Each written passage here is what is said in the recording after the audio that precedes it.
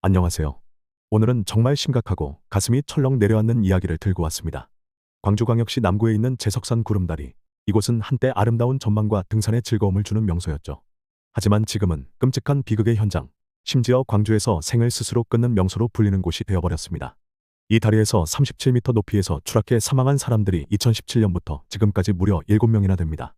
여러분, 이건 단순한 사고가 아니에요. 죽음의 다리가 되어버린 제석산 구름다리를 알아보겠습니다. 상상해보세요.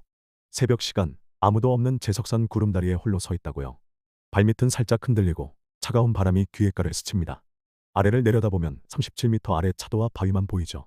추락하면 생존 가능성은 없습니다. 관광명소가 되어야 하는 이 장소가 끔찍하게도 광주에서 생을 마감하려는 사람들이 찾는 장소가 되어버렸습니다. 왜 제석산 구름다리는 죽음의 다리라는 무서운 별명을 얻게 된 걸까요? 무서운 건 이런 끔찍한 사고가 한두 번이 아니라는 겁니다. 2017년부터 2025년까지 이 다리에서 7명이 추락해 목숨을 잃었습니다. 먼저 가장 충격적인 사고들부터 짚어볼게요. 2017년 3월 20대 남녀가 이 구름다리에서 동시에 추락해 사망했어요. 당시 난간은 고작 1.2m 높이로 성인 허리 정도밖에 안 됐죠. 이 사고로 광주 남구는 안전 문제를 처음으로 심각하게 들여다봤습니다. 그리고 2018년 4월 60대 남성이 또다시 37m 아래 도로로 떨어져 숨졌어요. 행인이 발견해 119가 출동했지만 이미 숨을 거둔 뒤였죠. 이 두 사고만으로도 구름다리의 위험이 얼마나 큰지 알 수 있죠. 하지만 더 충격적인 건 이게 끝이 아니라는 겁니다. 2025년 들어서만 벌써 2건의 사고가 터졌어요. 2월 9일 새벽 5시 42분 40대 남성이 구름다리에서 추락해 사망했습니다. 혼자 다리를 걷다가 2m 높이의 안전 펜스를 넘어 아래로 떨어진 거예요. 병원으로 급히 이송됐지만 결국 돌아오지 못했죠. 그리고 불과 2달 뒤 2025년 4월 21일 새벽 5시 13분 이번엔 30대 남성이 똑같이 37m 아래 차도로 떨어져 심정지 상태로 발견됐습니다. 소방대가 병원으로 옮겼지만 역시 숨졌어요. 여러분, 2달 만에 또? 이건 정말 심각한 문제입니다. 이쯤 되면 궁금하실 거예요. 구름다리에 안전장치가 없었나? 아니요, 있었습니다. 2020년에 남구는 1억 원을 들여 난간 높이를 1.2m에서 2m로 높이고 끝부분에 회전형 원통 난간까지 설치했어요. 그런데도 사고가 끊이지 않는 거예요. 왜일까요? 지역 주민 박형석 씨는 이렇게 말했어요. 난간을 높였지만 여전히 쉽게 넘어갈 수 있어요. 회전 난간은 오히려 올라가기 쉽게 만든 것 같아요. 맞아요. 2m 난간도 의지만 있다면 충분히 넘을 수 있죠. 게다가 이 다리는 새벽 시간대에 이용객이 적어서 사고가 나도 발견이 늦어지는 경우가 많아요. 이쯤에서 여러분이 궁금해하실 거예요. 그럼 광주 남구는 뭘 하고 있는 거지? 다행히 최근 남구와 남구의회는 이 문제를 심각하게 받아들이고 대책을 세우고 있어요. 첫 번째로 추락 방지 그물망 설치예요.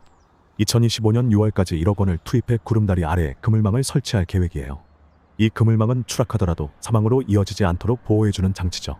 두 번째로 CCTV 추가 설치예요. 구름다리 주변에 폐쇄회로 TV를 더 설치해서 사고를 사전에 감지하고 빠르게 대응할 수 있게 하려는 거예요. 세 번째, 새벽 시간 등산로 폐쇄 제한이에요.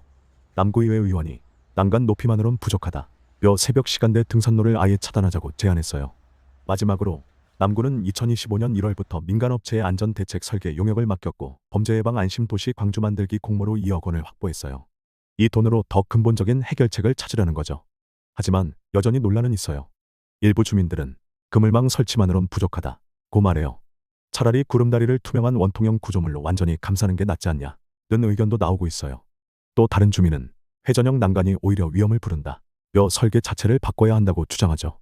사실 이 문제는 단순히 돈 몇 억 원으로 해결될 게 아니에요. 구름다리의 구조, 이용 시간, 관리 방식까지 전반적으로 뜯어고쳐야 할 문제죠. 여러분, 잠깐 생각해 보세요. 제석산 구름다리는 광주 시민들에게 사랑받는 명소예요. 멋진 풍경, 상쾌한 공기, 산책의 즐거움, 이걸 포기하고 싶진 않죠. 하지만 7명의 목숨이 사라진 이곳에서 더 이상 비극이 반복돼선 안 되지 않을까요? 2025년 6월 그물망 설치 후에도 사고가 줄어들지 않는다면 더 강력한 대책이 필요할 거예요. 여러분, 요즘 살기 정말 쉽지 않죠. 저도 매일 느끼는 거지만 지금은 정말 많은 사람들이 힘든 시기를 보내고 있는 것 같습니다. 저 역시 개인적으로 지금까지 살아오면서 가장 버거운 순간들을 마주하고 있거든요. 하루하루가 왜 이렇게 무겁고 앞이 안 보이는 걸까요? 경제적인 부담, 인간관계의 갈등, 끝없이 쌓이는 스트레스, 때론 이 모든 게 너무 벅차서 세상에 나 혼자 남겨진 것처럼 느껴질 때도 있어요. 여러분도 그런 순간 있으셨죠? 하지만 여기 지금 이 영상을 보시는 여러분께 꼭 전하고 싶은 말이 있어요. 스스로 생을 정리하는 건 절대 해결책이 아니에요. 그 어두운 터널 속에서도 빛은 존재하고 여러분 안에 있는 그 용기로 충분히 그 빛을 찾아갈 수 있어요. 삶이 힘들 때 극단적인 선택이 유일한 출구처럼 보일 수 있어요. 하지만 그건 착각이에요.